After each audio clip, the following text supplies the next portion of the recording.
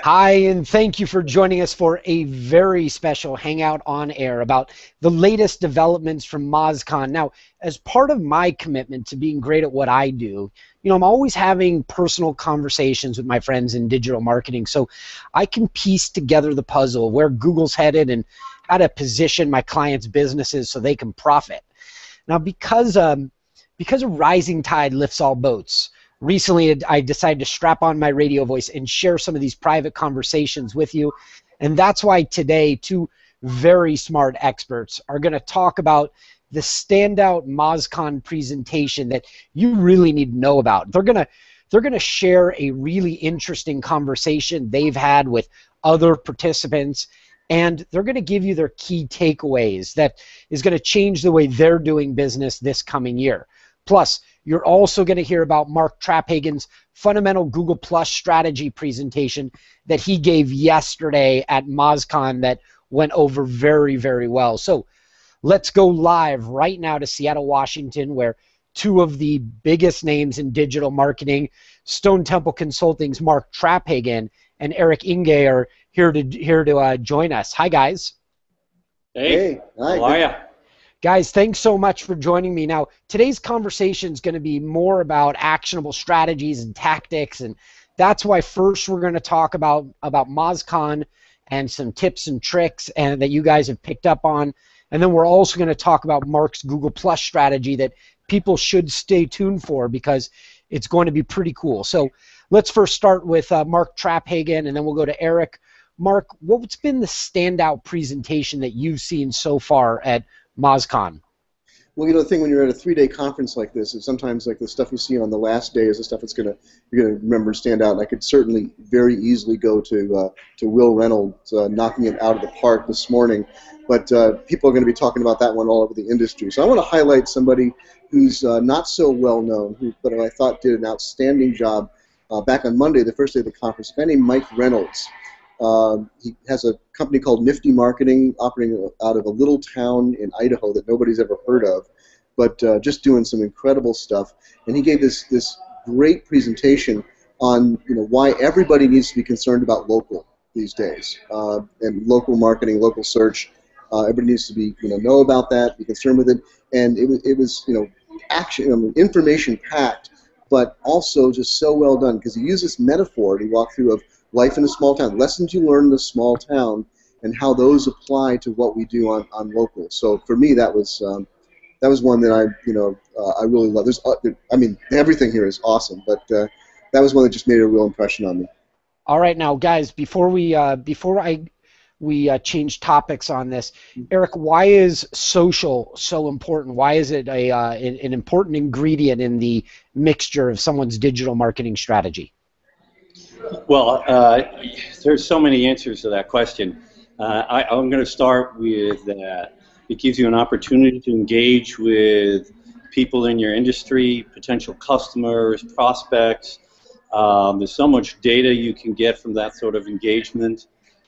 It can act like a built-in PR channel for you, so that when you publish a great piece of content and you push it out on a social media feed, suddenly it's in front of thousands or tens or hundreds of thousands of people, gaining attention, being reshared, expanding your audience.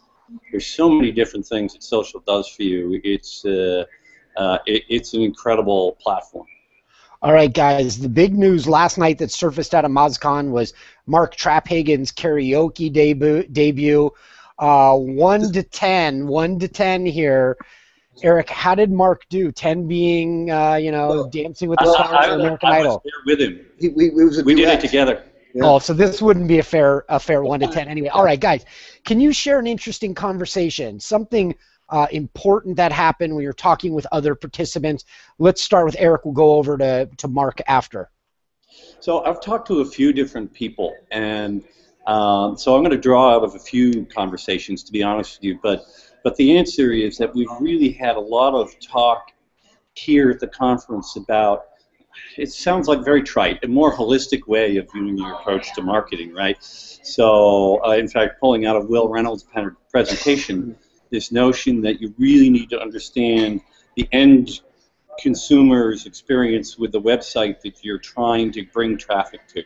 It isn't just about getting it traffic and what's the trick for getting it traffic, but part of being successful is making sure that the actual experience on the site is really, really good. And that's just something that the industry consciousness has gone up an enormous amount over the past several years. But here, I think it took another big step up. Well, I'll tell you guys, it's about time. You know, I've been a video marketer and a content creator, and I've recognized that if you can just make really compelling content and engage people, your target audience will find you. They'll develop relationships. They'll consider you an authority. And I like the path that Google's taking with rewarding people for creating really compelling content that has long time on page and lots of links.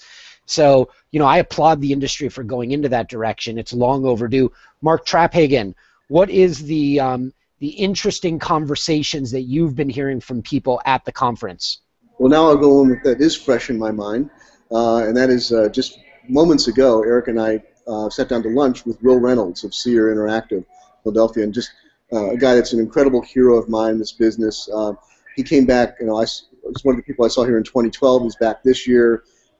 Just kicked our butts. He's kind of the daddy of the industry. Comes in and says, like, you know, you all know this, you all know better. You know, grow up. Let's do it better here. But the conversation that we had that was so great was about running our businesses, and particularly how we nurture and promote and encourage creative people. We were promoting like so many businesses, even marketing businesses, are so afraid, and they shut people down. They keep them in closets, and you know, we don't want them to go to conferences because they might be recruited by somebody else, or we don't want them blogging because they'll give away good stuff that we want to keep to ourselves. And you know, both Will and us, you know, we understand that the more you give in this industry, the more that you help people. And this is not just true for marketing agencies. This is true for any business. That the more goodness that comes back to you, the more authority and trust, all those things we talk about all the time. So it was just so cool hearing from somebody who's making another person who's making such a success out of his agency, you know, and hearing that our hearts beat the same way. Right. Yeah, that's really cool. You know, I look at it. I have a saying for that, and it is, "Karma made me do it." So, so in the industry, I always think it's, you know, you pay it forward, but let's get some takeaways. What's a key takeaway that's going to change the way Stone Temple Consulting operates in the coming year? Eric, Enge, what do you think that is? Well, you know, we could sort of build on the conversation we just had now, but that would be a little simple. So I'm going to give you something that might sound a little bit more tactical, but to me it isn't. And that is that the role of creative and invoking emotion in your target audience and engagement in your target audience in various ways. This is kind of a broad takeaway I take from the video presentation done by Phil Nottingham and you know, other presentations I saw.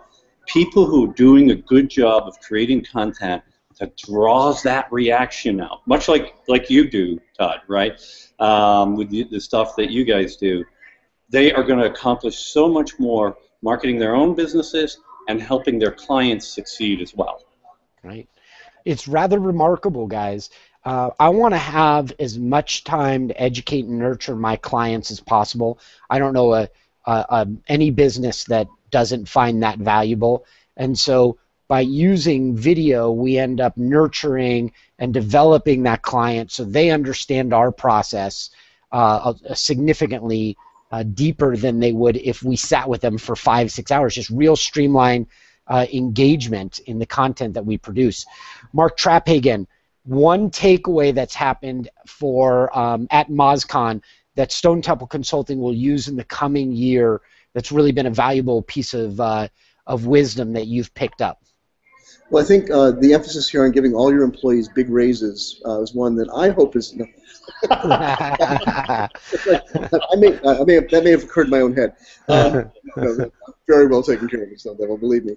But you know, I know I'm sounding like the Will Reynolds fan club here today, but it's what's really again fresh in my mind. I thought it's so important that he emphasized today is part of that growing up. You know, having whether we're working in house, whether it's your own business, whether you're at an agency advising clients, that to have the guts to say, I know you're telling me you want this. Like, I know you're telling me you just want higher rankings or you want more traffic, but I'm going to give you what you need, which is you need paying customers. You need things that deliver real business to you.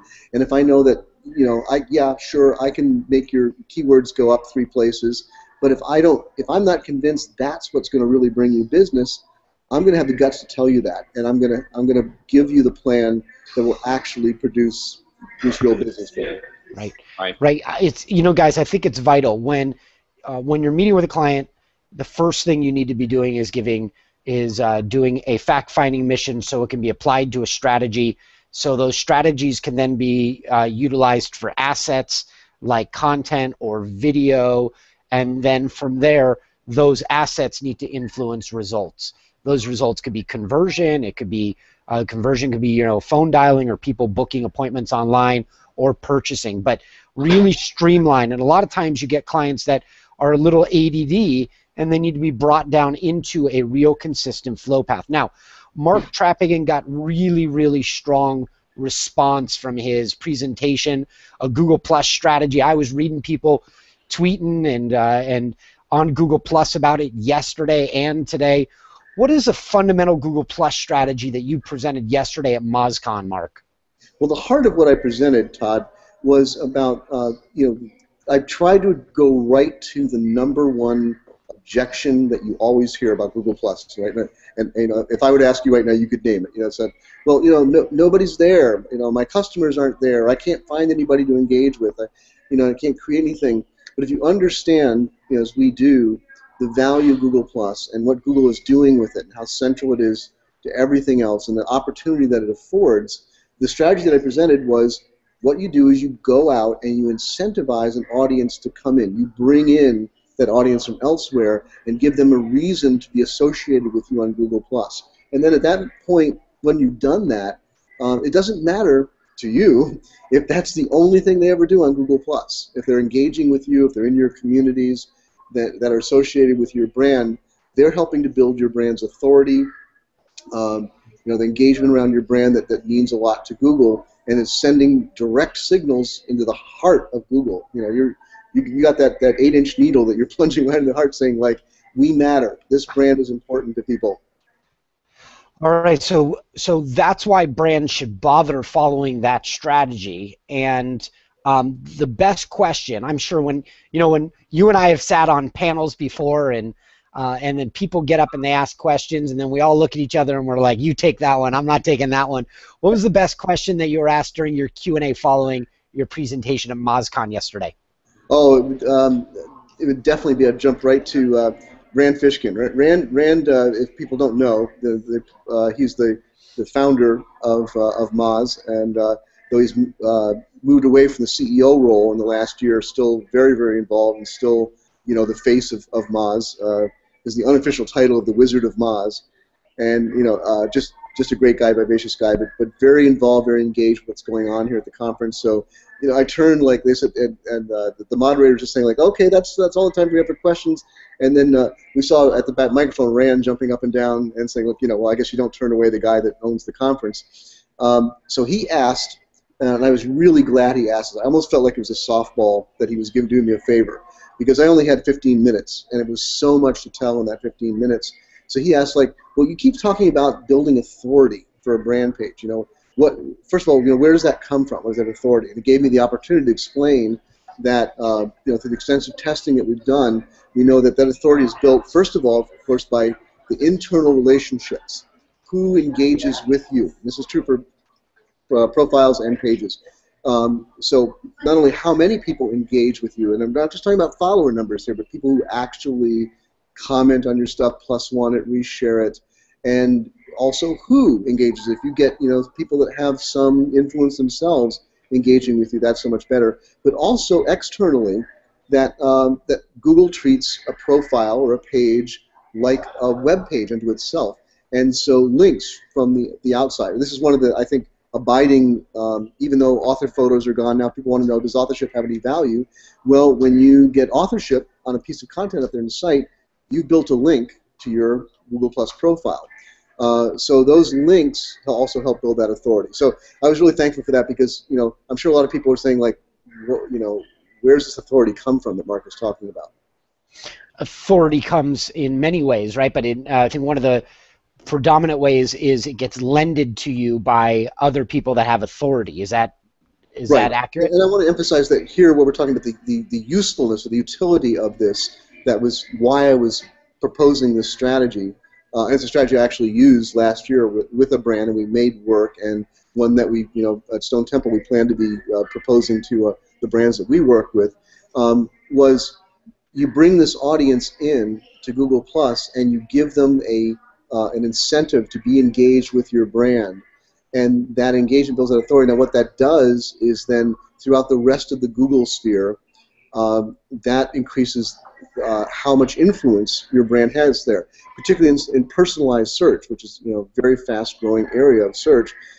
All those people now that are connected, that have circled your brand and who are engaging with it, when they do searches and when people in their networks do searches that are relevant to content that your brand has put on Google+, that content has a very good chance of being pumped up in their search results, and even as we've been seeing the last 2 weeks, sometimes now getting a brand logo next to it in personalized search only. So that's the value proposition. Yeah, if I could add just a yes, little please bit. do. I actually do a show of slides when I talk about Google Plus personalization. And what I'll do is I'll show people a search result where there's something in the number 2 position in the results, right? And then what I'll do is I'll show them the slide after I log out. It's dropped to position 12. 10 positions from out of the money entirely to number 2. Right. That's big. Yeah. And that's really big. That's the power of building your own brand, getting people to follow you, and them being logged in when they're searching. And it's just the same reason why every time I search for anything, even if it's pizza near me, I find the 2 of you in my damn search results trying to. So, guys, look, I want to take questions from the audience. I also want to come back and talk about a couple of things, including incentivizing your audience to engage with you. I want to challenge you guys a little bit on that. But first, if anybody would like to post comments or questions, we're reading them. I'm sifting through them, and I'm dropping them into the conversation. This question goes over to Eric. Eric, this is from Lee Rickler. Lee, great question. Eric, which was worse, Mark Traphagen on karaoke or Robert Scoble in the shower with his Google Glass? Yeah, I'm gonna. Well, since I was up there with Mark, I'm definitely gonna go with Robert Scoble being the worst of the 2. And in our defense, we were both fully clothed, unlike Robert. So I think case closed. Case closed. And in my case, it was actually really good to have Mark there because I'm pretty sure his singing voice is better than mine. Right. So he helped cover up for me. I was surprised that you guys did a cover of Sonny and Cher, I've Got You, Babe. I thought that was a little odd, but no, whatever it takes. Don't start that rumor. All right, guys. Pamela St. Peter asks, guys, any good examples on how you bring your audience into Google+? We'll go around the room. I think we could all give a good example on how to do it. You know, why don't we start off with Eric, then we'll go to Mark, and then I'll finish it up. So I think there's a variety of tactics, but I did something just today, actually published this morning. I published an article in Social Media Today in which I did a review of the Hangout on Air that I did with Peg Fitzpatrick and Rebecca Radice, including a couple of short 2-minute extracted videos and things like that. But the point is that I published something on a third-party website, in this case Social Media Today, that exposed a high-value activity that I had going on Google+. So this is an example of one way that you can do it to give to exactly what Mark was saying in his presentation, to give somebody a reason to come over and see you on the Google Plus platform, engage with you, even if they don't do anything else on Google Plus. Mm-hmm. You know, that gave them a reason to want to follow me. Awesome. And then, Mark, how about you? Yeah, well, I'll go right to the heart of what I presented yesterday. This is the real challenge because it was like an hour-long presentation that I had to put down to 15 minutes, and now I'm taking a 15-minute presentation and putting it down to 15 seconds. But the heart of it was a specific strategy for a brand of building expert hangouts, doing hangout shows with experts that your target audience, these are people they want to connect with. And so you have these shows, and you can publicize these anywhere. Draw on that audience. Put it out on Facebook. Put it on. There's even apps where you can, the show can play live on Facebook, Twitter. Your email list. You bring that audience in, and then in the video, you have a strong call to action to say, like, hey, if you really like this today, if you like this opportunity to ask questions with this expert, guess what? We have this community, happens to be a Google Plus community, where that expert is going to hang out. In different cases, it was maybe for a few days, maybe for a few weeks, but he or she is going to be available there. And once you get, a lot of those people will join that community. It may be the first thing that they ever joined on Google Plus, but now they're in your community. That community is associated with your brand, and Google knows that association if your brand created the community.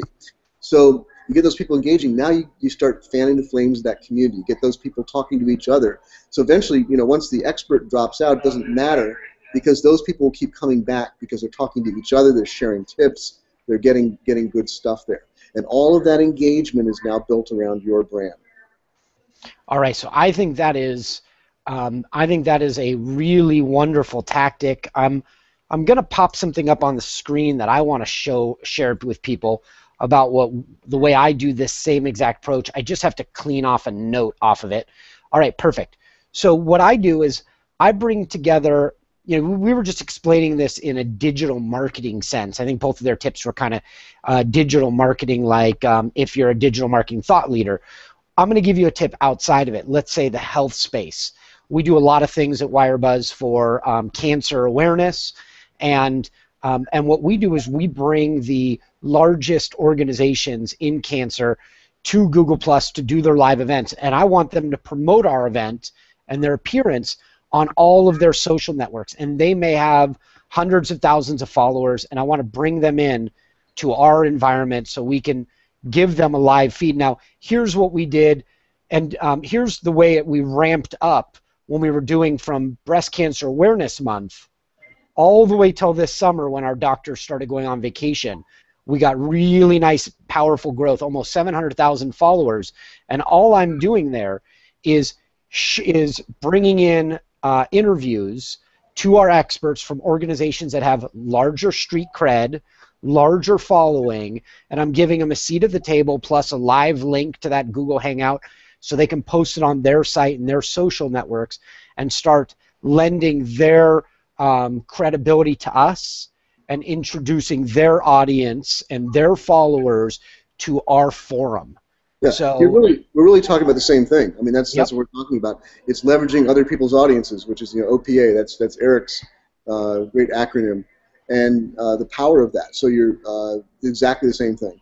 Hey, in some way, we're all doing it right now, and that is a really wonderful tactic because by having this conversation, we are able to educate our followers and also help influence them. They can make smarter decisions. We become a thought leader in the process. And everybody could be doing it also for your business or for your clients that you're consulting with. Guys, any big takeaways? I know you've got to get back in there, and there are more conferences, and you guys have meetings all day, so I don't want to eat up too much more of your time. Any big takeaways of information that we should give to the audience before I cut you guys loose in Seattle and let you guys go about the MozCon conference? I'm going to let you go first. Oh, dear. Okay, I was figuring you go first. We kind of shot our wad as we said there, giving out I think the big things that have happened here. This is not the kind of conference where I know there's some conferences like PubCon, things where industry news kind of gets broken. That can happen here, but this is more kind of the conference where it's more down into the real digging in deep of what we do every day and getting better at it and getting more actionable tips. And I think maybe the big takeaways come full circle back to what we were talking about in the beginning, is that the encouragement that you see here is that our industry really is growing up. There's a lot of people, and it's not just marketers who are here. There's a lot of brands here. Some of our clients are here, and they're hearing this and listening to this, and they're getting it too. And they're saying, like, these are the people we want to work with, the people who aren't just saying like, yeah, we'll get you, give us so much money, we'll get you 100 links, and we'll get you, we'll elevate your keywords 3 spaces. The people who are doing, real marketing, real value, who understand the business, the value proposition, that's the big encouraging thing you see here, is that more and more of us are getting it, and we're moving it, and this industry is far from dead. It's more alive than ever. Yeah, so I guess what I would add to that is that, and I'm going to give it in a non-digital marketing company sense, no matter what your business is, you need to realize that the process of doing SEO or content marketing or anything like that, doing that to its maximum effectiveness involves a lot of technical expertise. I highlighted the need for creative talent before, and I was very sincere about that, but figuring out what content is working for you, figuring out how to scale that and what the best opportunities are, measuring the results, tuning, tweaking, all these things. There's a lot of technical activity that goes on to allow that creativity to flourish and to get the best results for your company, whatever it is that you do. Guys, I got a couple questions before I cut you loose. Vivek asks, for small businesses, having earned some influence on Google+, how do you then convert your audience into customers? Now, that's the $100,000 question. Any tips that we could give Vivek on that? I'm almost going to start with, you don't.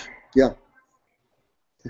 That's not the objective, right? I mean, so yes, it can happen, but the way things happen online today, right, it's kind of gone full circle to where marketing was 20 years ago, which the old saying back then, for those of us who are old enough to remember it, is that it's 7 impressions to a sale, right? So yes, you have some interaction with somebody on social media, and that's good.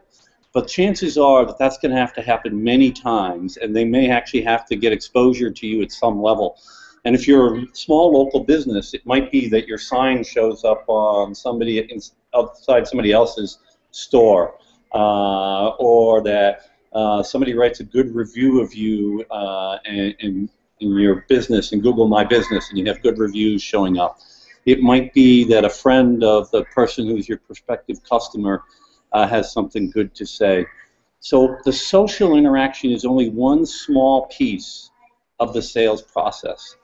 And I think you don't want to engage with it with the belief that you're going to use social to directly get customers. There's too many other things in play there. Just my quick take. And the thing I'll just add to that is, I very much agree with it, is that the vast majority of the people that you have in your communities online, as you start to build an audience, build community around your brand, are not going to be customers. But that doesn't mean they have no use to it. Far from it. They are, in my presentation yesterday, I termed them like your soldiers. Many of them will become part of your army. They're the ones that help spread your message and your visibility. And we talked about earlier, even mechanistically within Google, the way Google works, that as they're engaging with your brand, that's sending signals to Google saying like, this matters, so we're going to show this to more people. We all need that exposure, right? If you're invisible, no customers are ever going to find you. So that's a big part of it too. I think what we're hearing is advice that my grandfather used to always give me. People do business with people they have relationships with. So you always have to be in the business of developing relationships. And the more wisdom that you give, the more trust you gain. And before you know it, people that you've shared wisdom with are now advocating for you and bringing leads your way to help you convert and get more sales. Lee Rickler posted something. He said, don't look for the dollar, look to be a donor. And as you're a donor, as I'm paraphrasing now, as you're a donor, it'll all come back to you in folds. That's why karma made you do it. Guys, it's a lot of fun to be able to spend time with you. I know that Seattle and MozCon has a lot more work for you and a lot more sessions. So I want to thank you on behalf of our really large audience right now. Thank you for finding time to join us, and I'll look forward to talking with you guys when you get back home and back to your normal desks. How's that sound? You got a deal. Thanks, Todd. Always a joy to be with you. Yeah, thank you, Todd. The same way, guys. Eric and Mark live in Seattle, Washington, joining us from MozCon. On behalf of the three of us, we wish you a very, very healthy day, of course. And if you want to post more questions in here, I know I'll be around for most of the afternoon working at my desk, and I'm sure these guys will jump in and answer questions too. Oh. So everybody have a wonderful day, and thank you for finding time to join the three of us on this special event live from MozCon.